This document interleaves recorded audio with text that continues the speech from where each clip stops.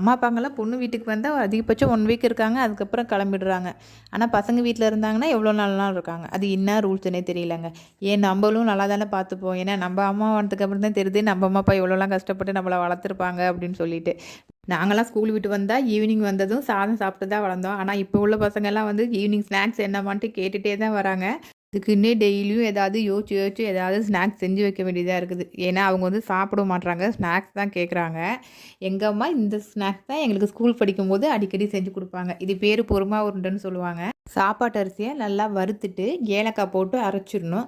வெல்லத்த கரைஞ்சதும் அரைச்ச பவுடர் அதில போட்டுட்டு, தேங்காயும் சேர்த்து போட்டு நல்லா கலரி உருண்டை பிடிச்சிருவாங்க. அவ்வளோதான். 5 நிமிஷத்துல எதனா ஸ்நாக்ஸ் செய்யணும்னா கண்டிப்பா அத ட்ரை பண்ணுங்க. நல்லா டேஸ்ட்டாவே இருக்கும். துணி எவ்வளோ வேணா துவைச்சிடலாம். ஆனா அத மடிக்கணும்னு நினைக்கும்போது ஒரு சோம்பேறித்தனம் வரும் பாருங்க. யாராவது மடிச்சு குடுத்தா தேவலாமான்னு இருக்கும். இன்னைக்கு எங்க அம்மா மடிச்சுட்டாங்க. நாளைக்கு வேற ஒரு வீடியோல பார்க்கலாம். பாய்.